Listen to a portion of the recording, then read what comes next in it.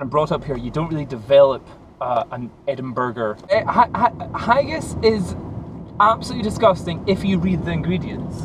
Matt, let's get you right to the edge here. That'd be a good shot. So just now, I'm not trying to kill. Yes! Oh, brilliant! No way! I can't believe you knew that. As we come around the corner, did you see the nuts on the back of it? Did it have nuts on it? You've seen those ones that hang from the thing. These were that big. But again, architectural photography doesn't help sell a house. That's a beautiful camera. Where's the rest of my Trivial Pursuit? What was Archimedes' screw designed to lift? Water. Everyone knows that. Everyone, here's my real opinion of Matt Granger. That Nikon guy. Nikon? What's that about? City already. Yeah. Yeah, so when I looked at the map, I saw, okay, so there's the center, here's where I am. You know, Google expands to the city size. So I thought, oh, it's like a quarter of the city. Oh, it'll take me like an hour to walk there. I'll just grab a bus. And I was there in 2 minutes. Yeah, it is there. Yeah, that was probably the most, I bet the bus driver was like, yeah, cool, give me your money. Brilliant, I'm going to take you to one bus stop along. But no, Edinburgh's a little small place. Just now we're on Leith Walk, and what they actually consider Edinburgh and Leith, which is the docks area back there. People from Leith will say that Leith is a different town. They'll say it's not part of Edinburgh. People from Edinburgh go, yeah, it's all part of Edinburgh. But people from Leith are quite insistent that that is a different town completely, and it's connected by this big long road. But it's all pretty much roughly Edinburgh. You were born and bred? No. I was actually born and bred in Dundee, which is about 60 miles north. You have a crocodile named after that. Indeed, and Crocodile Dundee, yeah. So why is your accent quite neutral?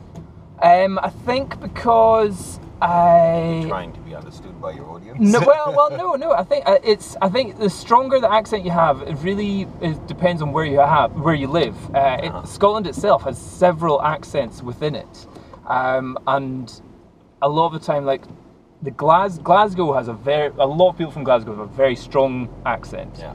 And again, people from Aberdeen as well have a fairly strong accent as well. But Edinburgh is such, like, I've been here for like 10, 12 years or so, I can't remember.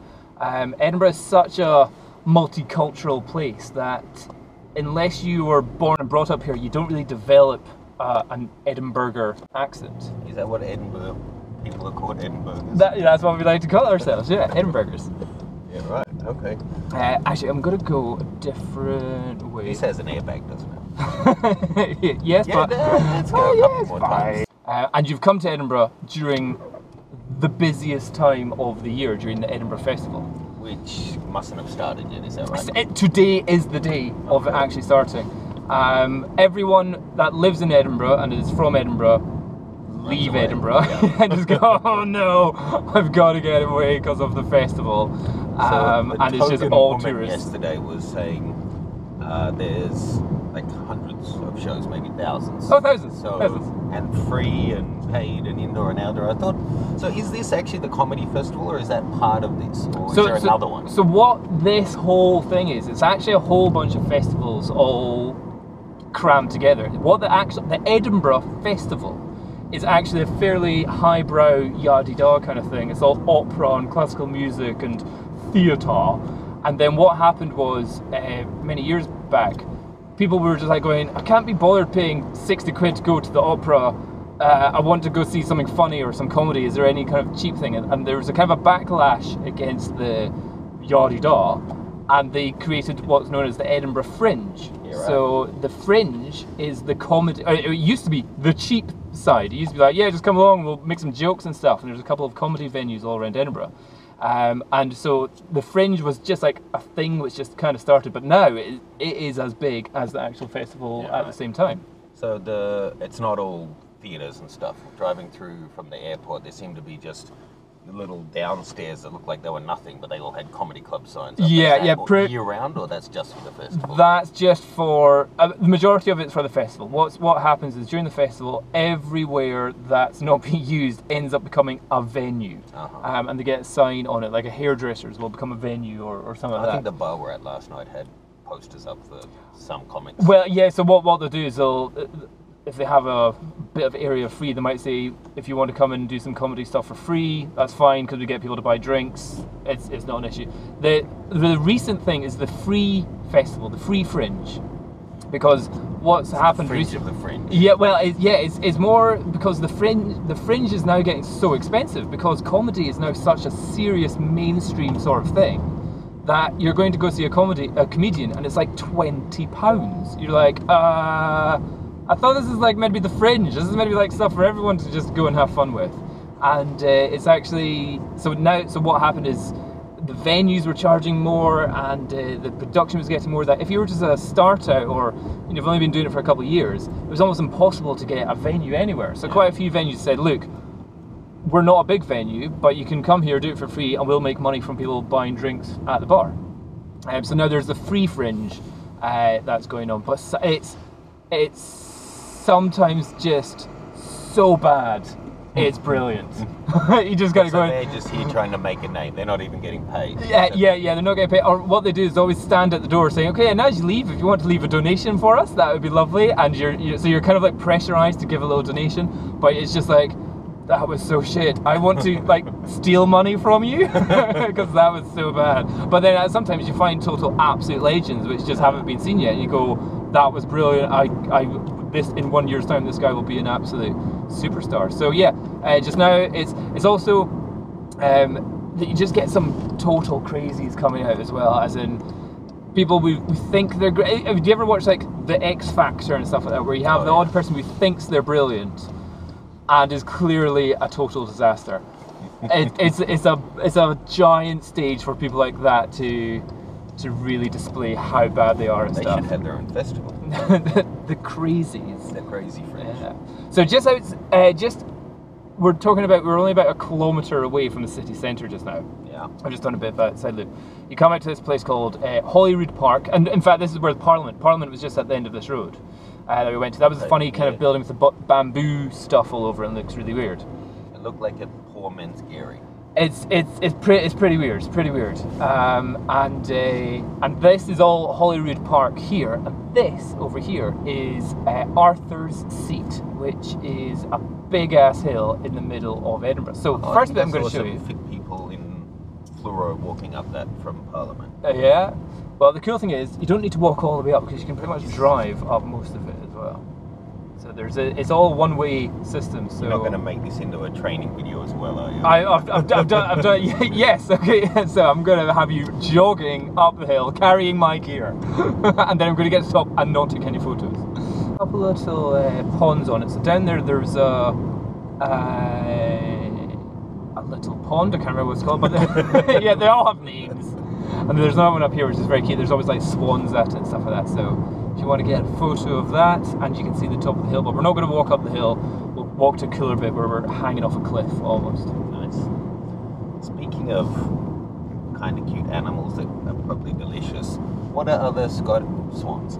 What are other and haggis? Yeah. What are other specialties? I thought haggis was going to be an adventure, but it was nothing really. Haggis is absolutely disgusting if you read the ingredients. Well, the only time I've seen it look like a big bloated sausage. Yeah. But this was just mincemeat. Yeah. Well, it's oats and stuff which nobody wants to know what the ingredients are, but it tastes, and like some spices and herbs, and it's absolutely delicious. It's hard to like, a lot of people go, oh my god, that sounds disgusting, but you just kind of go, actually, if you go to any other country, they eat equally more disgusting stuff, which tastes disgusting. Scottish haggis is because the haggis is actually a little animal that runs around the hills in circles. Oh really? Yeah. Lovely. So that. And your national animal's a unicorn, is that yes! right? Oh, brilliant! No way! I can't believe you knew that. That is awesome. So this we'll get out of here. We'll just have a little walk around. So what is that? Your city's monument is half built. Your country's animal is non-existent. Yeah, it's mythical. It's mythical, that's what we're going to call it. Today I'm taking out Matt Granger and I'm showing him around the sights of Edinburgh. Matt saw the amazing rain that Edinburgh's got yesterday. Yeah, liquid sunshine I told him about. And now I've been driving him around Arthur's Seat and getting the view over to the crags there, Edinburgh Castle there, and later on we're going to head all the way out of town to go see the Forth Road and Rail Bridge, the Edinburgh Castle over there. I smell popcorn. Because everywhere feels like it's awesome. Because we naturally grow popcorn in Arthur's Seat. That's what it is. Must be. It's like a film. That's what it is. It's so beautiful. It's like a film. So this is our adventure around Edinburgh. Go on, Greg. Get closer to the edge. This. Oh, sorry. Yeah, I'm gonna. Yeah, Greg.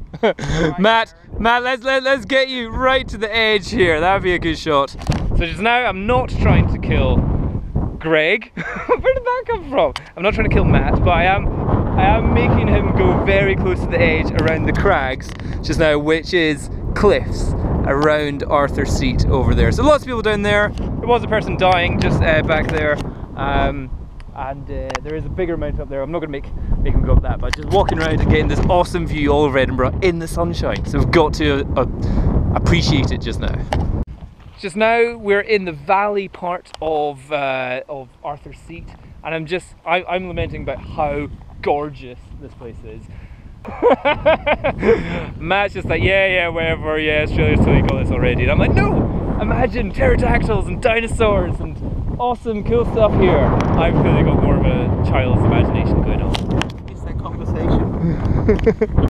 So the next stop I've taken Matt to is up at the Blackford Hill, where the Royal Observatory is, one of the oldest full-scale mechanical what do you call them, telescopes in the world or something like that up there. So we're going to go have a look at that and get an awesome view over this side of Edinburgh.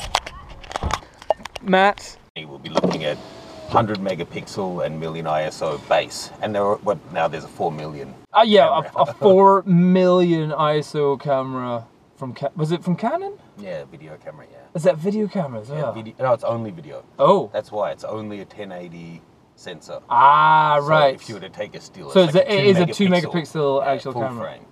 And yeah, so but that will trickle down until you're having an actual camera that can deal with that. Probably before you sold your D2X, you should have done a D2X versus iPhone challenge, because I reckon it'd kill it in low light and probably in detail. Oh, that's the point. That's actually worth buying some old clunkers just to do that. Yeah, because I did a quick test. I compared it to the D600, and it was more just about the dynamic range, because I was looking at the window, just kind of going. It was more showing off. Look at how awesome the D600 is in comparison to what was considered a £4,000 camera in the past. And it was just kind of shocking of like once you got to the maximum ISO on the D2X, which was 800, just how shit it was. Just like the quality of the image just deteriorated so fast. It's unreal. That's how you deconstruct those arguments of, you know, whenever something new, there's a big leap, like now the 42 whatever megapixel Sony, do we need it? But just look back and think, well, yeah, you made that argument in every generation of camera, so why aren't you still using your D2X? Yeah, it is rubbish now. So maybe I could still print a 6x4 from it, but it's still rubbish. There's... I don't know, because I still am in love with my Nikon D700, which I sold. I still have firmly ingrained in my memory the amazement I had whenever I went and shot a wedding and I was shooting at ISO 3200 going, where's the noise? This is amazing. And I think that was a major leap in camera tech. Yeah, with that and the 5D. Mark II at that time as well, yeah. That kind of everyone who had a 700 and sold it talks about it like an old lover. That they wish that they'd had a few more months with. Yeah, it was one that nobody could really complain about. The only thing that it was, it could be slightly upgraded, but nobody really had any complaints about it. Because when they went from the D3 to the S and videos, then it was the, but I never shoot video debate was going on. But now that everyone dabbles a bit, that's when you go, well, it is great, but no video and a couple of little things lacking. But yeah, it was a solid camera. Okay, you've just recently bought the Hasselblad, was it 50 something? Yeah, the film one, not digital. But that's just like such a sexy looking camera. But can you not take the back off and put on a digital digital back? Back's about 20 grand. Yeah, that's the super painful bit. So the actual camera body, how much was that? Is that like 1,000? Yeah. Okay, a bit over. It was in almost mid. And is the eyepiece that you look down into, was that part of it, or is that another thing that you have to buy on top? No, so all that series, you got the 3 parts. You got the body that includes the viewfinder, right? Which you can take off and then get a metered one if you want one. Okay. It makes it look like this massive. It doesn't look that kind of aesthetic anymore. Right. Then you got the backs, which obviously you can change midway through the film. And then the lens, so they're all 3-part systems. Okay. But yeah, and if you get the digital back, you go from a square crop to a 6x4 and you lose a lot of the res anyway. Okay. Or if you want to keep the square, then you're cutting the edges off the rectangle and you're losing res.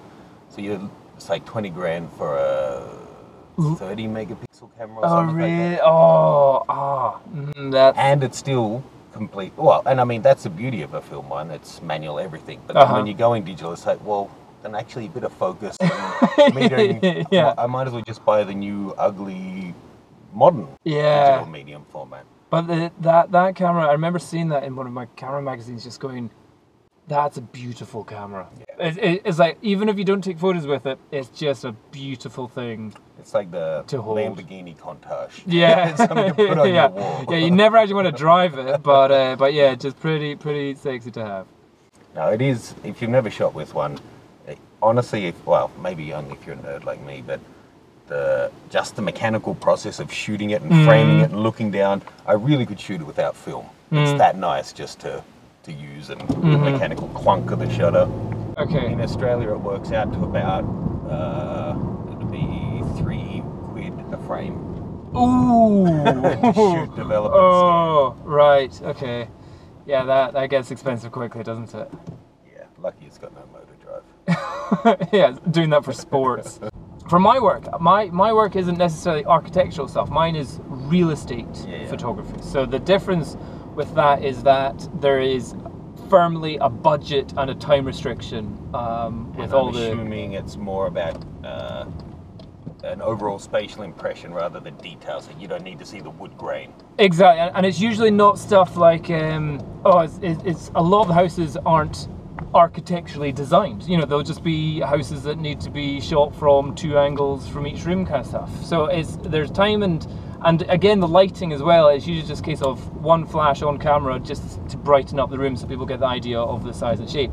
With architectural stuff, it's so much about how the light interacts with the wooden paneling and the structures within the building, all that stuff. So if you get a building which is architecturally designed rather than from a blueprint, then yeah, that's worthy of getting, and is worthy of getting it for a couple of days to shoot, so you get it on good weather at night time and low light and bright light and all that kind of stuff. But I guess that just comes, even if it's a ugly but $1 million place, then it's worth them spending the extra money to get good photos, right?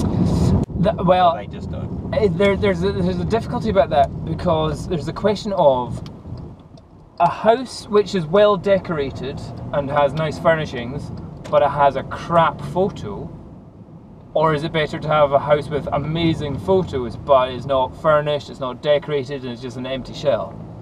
If it's selling a house or trying to entice people into the house, the photo really is just the icing on the cake of showing how nice the house is meant to be beforehand. So is that a trade-off? They either pay to furnish it or they pay for photos? So a lot of the houses that I shoot, half of them will be, I've just kicked out the students, can you take some photos so we can get it onto the market? They don't care, they're not spending anything, they're just like, oh, we just need some photos, get it online. The other half of it going, well, this has been my house for the last 10 years, I want to get the best price for it possible. All my furniture's crap because I'm an old age pensioner. So what to do, they'll hire in, the companies that I deal with, they will hire in a dresser, person that will come in with their own furniture, their own lamps, their own pictures, even coffee table books that they'll put and stuff around the place to give a completely different, a more modern feel and look to a certain property. And then that's where not only can I shoot it from its 2-3 different angles, I can then also start taking kind of more lifestyle photos as well. So shots of close-up of the yachting magazine up towards the cushions on the chair kind of stuff, to give people an inspiration photo rather than just going, oh, I see the size and shape. It's like, oh, kind of rich, interesting people live here. I want to be like them. so that's where. So is that generally hired still by the agency or by the owner? That's by the owner. That's by the owner. They've got to put the money in there, but it's organised by the agency. Gotcha. But when it comes to architectural photography, there's only about 2-3 properties a year that come up that are deserved of that, unless you are somebody who is doing it throughout the whole of the UK. In Edinburgh, just now there's a magazine that's out. There's a magazine that comes out every month, which has all the properties all around this area for about a good 20 miles or so. And looking through that, there's only about 3 properties out of a good 50-mile radius that are worthy of architectural photography. But again, architectural photography doesn't help sell a house, because what happens is that I can look at 15 architectural photos and end up going, I have no idea what size, what shape, how one room leads to the other. It's great for on a magazine, and it's great if you're an interior designer and you want somebody to show off your nice chair and cushions and you're in a cool house. But if you're trying to sell your house, what you want is people to be able to see the whole of the house, the angles, the size, the shape, the interaction from one room to the next, and where the sun is coming in. That's as much as they need to know. Whether you've got a certain bit of wood that comes in, there's a little crack in the wood that adds an extra blah blah blah, nobody is interested in, and certainly nobody is willing to spend like £2,000 to have somebody stay over for 2 days and spend 4 days editing the photos afterwards. So what is the difference if you're doing don't need specific numbers, but if you're doing a basic, like we're doing today, run in, take the shots and get it out, as opposed to that once a year architectural thing? Is it 1,000%? Well, if you're just bashing into certain houses, it could be anywhere between 60 quid to 120 quid, depending on the size of the house. If it's a bigger the house, obviously the longer it takes to shoot and the longer it takes to edit. For just a simple go in and shoot, like this one I'm probably going to shoot just now is probably about £60. But if you can do 5 of those a day, awesome. 5 shot, edited and delivered to the person, then you're like, this is brilliant. So you've got to kind of equate that. If the house that you're then going to shoot is an architectural one that is going to take you 2 days to shoot and possibly 3 days to edit, and even just exporting and then the dealing with the printers afterwards of the certain color calibration and all that kind of crap that you have to deal with, it can be a full week's job just for one house. Yeah, right. So you've got to kind of weigh up. What is your day rate, and how much of a pain in the ass is a certain house going to be? And the worst thing is, you go out, you shoot architecturally, and somebody goes, "Oh, I just really like the estate style photos, or the estate agent style photos that you've done. Let's just use them." You're going, "I'm so happy I spent 4 hours editing that one architectural photo over there. Brilliant."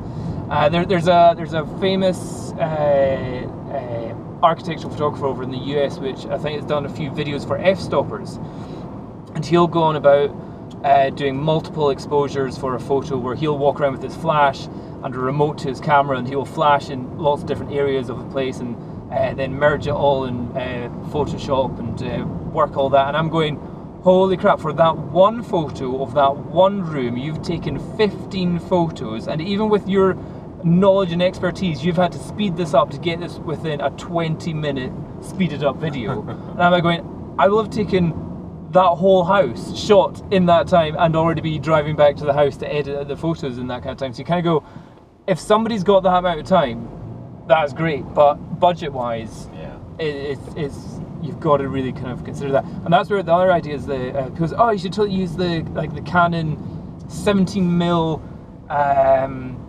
tilt shift lens, because that's a great architectural lens. I'm like, it's an amazing lens, but if I fuck something up a little bit and I can't quite see that perfectly in the back of my 3-inch LCD screen, it's a full manual lens. It's not like it's an autofocus and anything goes wrong there. So if I do anything wrong with that and I'm all the way back to the office, I'm editing going, no, it's a little bit out of focus or it's a little bit tilted in the wrong way, you can't tell that on a 3-inch screen compared to a 27-inch Mac.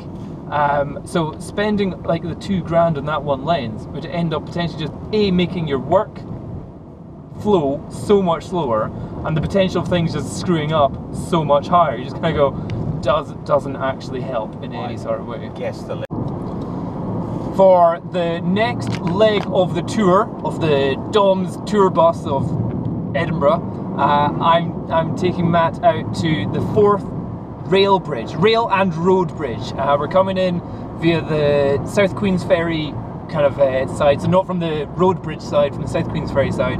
And just now, if you look at the windows, it's just cute little sheep. We're in a field. There's like some wildflowers. And as we come around the corner, as you'll see, Matt's like, "Holy crap, there's a big bridge!" But no, Matt, you haven't seen the big bridge yet. That's just the road bridge you're seeing just now. Wait a minute until you actually see the rail bridge. The rail bridge is considered to be the most overly engineered bridge in the world, because people were scared to go on trains because of a crash in the past. So they made this bridge indestructible. You can fly a giant plane into it and it won't even That's wobble. not a challenge. yeah, I know. I was going 9/11 style there. That's let's cancel that conversation. Yeah, it's massive for just a single train track. I think it's a single train track. The red one. It is this red one right around here. It looks like the Golden Gate Bridge, but like then doubled. Needed all the way over. It's not that big. Then. That's like if Jeremy Clarkson designed a bridge. Yeah. Now what we'll do, we'll go around to the secret parking space. We can have a picnic in the sun. Yeah. Just stare romantically at the bridge. I'll show you like the most photographed area is that little bit there of the bridge. I will show you the most. Is this river or the sea? That is the Firth of Forth. So it's a firth. Obviously you Australians know what a firth. That's Fife. Fife. Firth of Forth, and that's Fife. Oh God, Australians. Well, it's just somewhere in there. So I just do that. So just now we are down at the South Queensferry side of the Forth rail bridge over there, which is massive, and we walked out on this is kind of a pier for the lifeguard that's normally out here. So we're pretty much, if you do Google Maps just now, you are in the sea. Because this is the tide out, and the tide is coming in pretty fast. The tide is coming in, so if we don't get out, we're going to be swimming in a minute. In fact, we are literally at sea level just now, and like you can see, like the goo on this thing. This isn't the sea, it's The Firth of Forth. So what we're going to do after this, we're going to drive around and go to the other side of the Forth rail bridge to get closer up to the awesomeness. Made the Forth. Be with you? Made the Forth is the restaurant up there, yeah. Yeah. So okay, we're going to try and not get wet now. Okay. And so back in time is really crap to try and drive right. No, you need to come this way, because otherwise it's gridlock. So it's proper old cobble street, and very polite drivers everywhere, letting everyone in. But tiny little houses everywhere. 1885, that's a new one.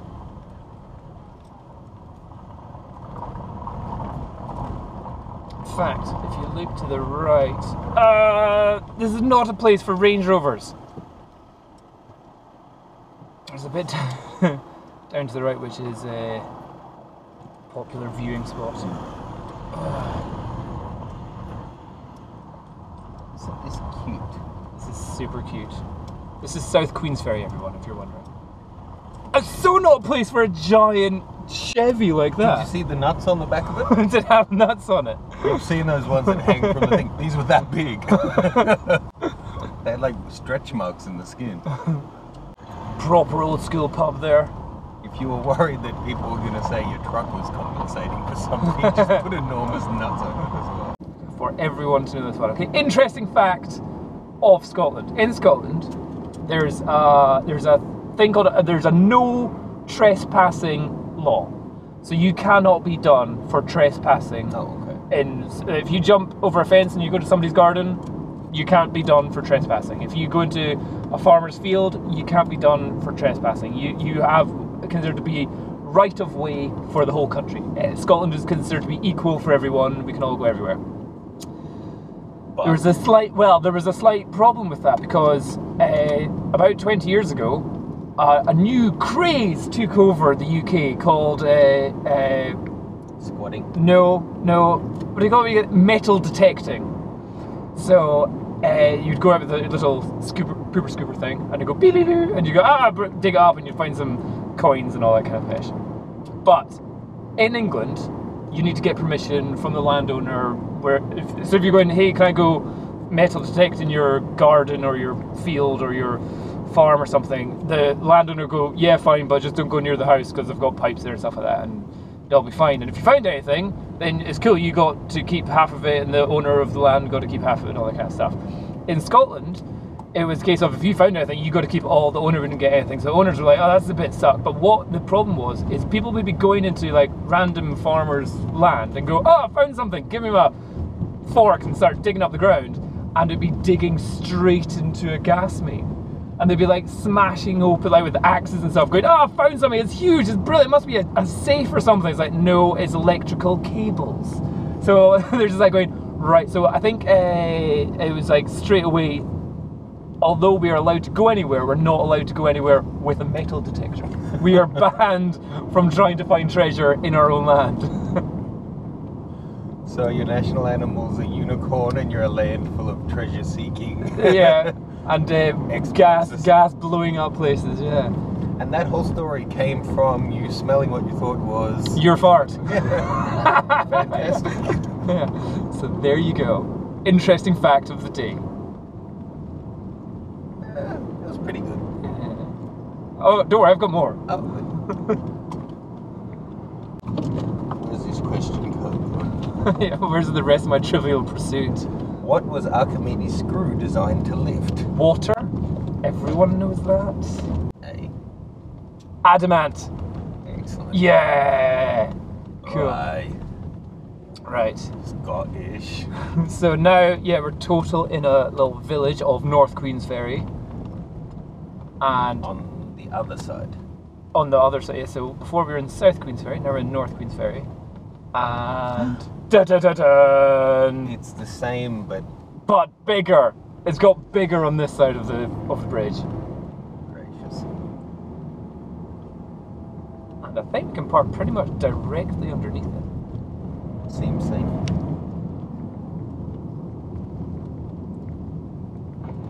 So after challenging people to try and blow it up, you're now showing them where exactly how to get as close to it as possible.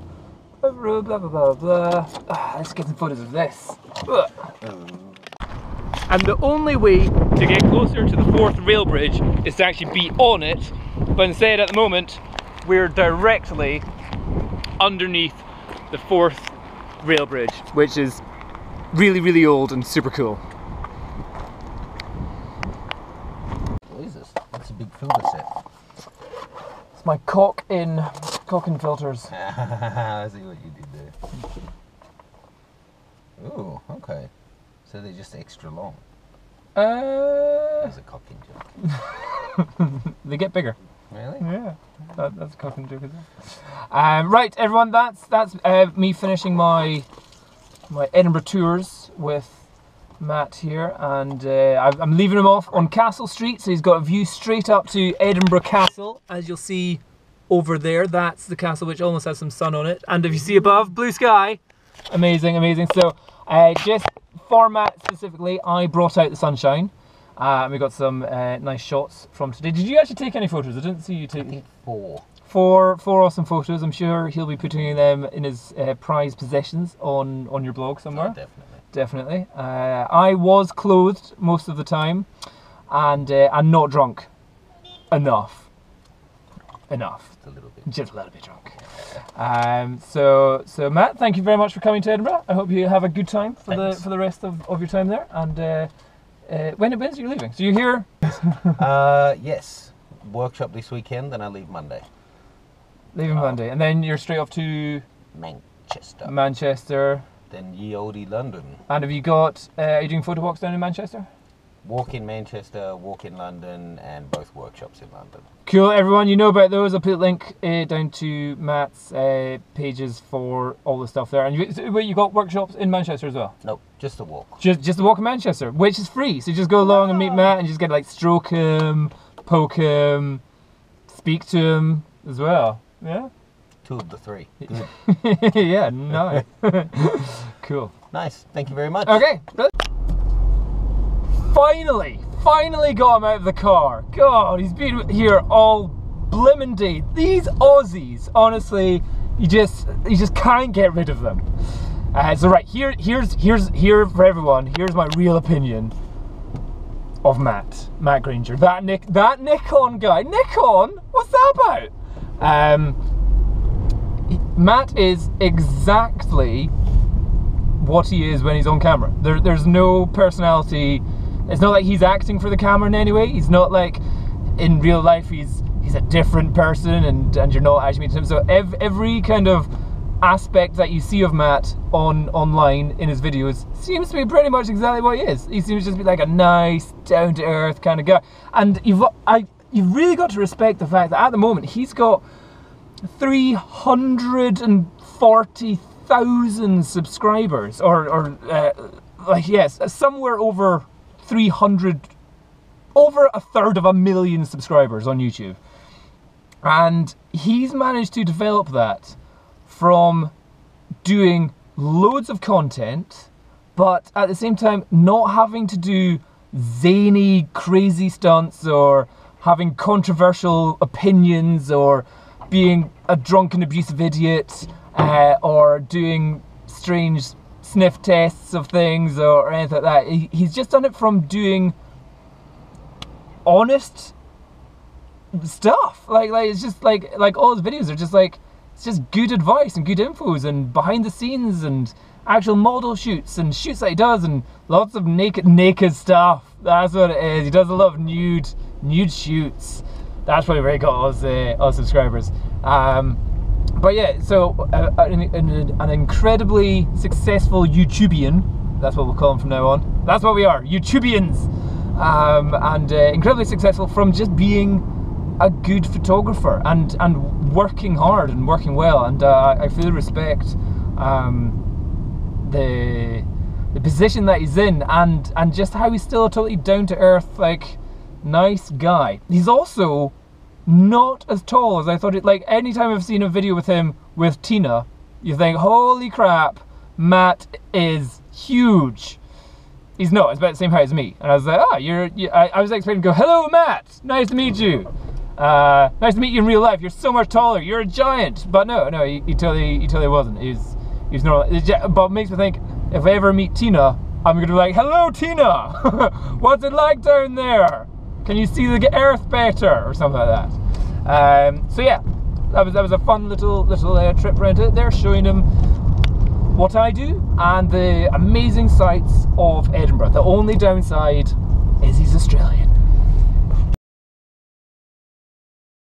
One last thing is that if you are on my photography channel, you may not know that I've got 2 other channels. One is my exercise channel, which you can check out, which is Dom Bauer Exercise. I think the actual name is just youtube.com/Dom Bauer. And I've also got another one on this channel, so I've got Dom's Talks. And a lot of that is going to be about me dealing with my first ever newborn baby, little Logan Bauer, born on the 4th of September, and so I'm learning to be a dad. So it's all my mistakes and all the things which I'm learning which are quite useful. So if you want to see more about little Logan and how he's getting on, check out Dom's Talks. And if you want to see, I've also got Dom's Flights as well. So again, I'm doing a lot of stuff flying my DJI Phantom around the places, and also going through the process of getting the license to do it commercially. So if you want to see how I'm doing that, check out the Dom's Flights channel as well, which I should put all the links to down below. So thanks for watching. Bye bye.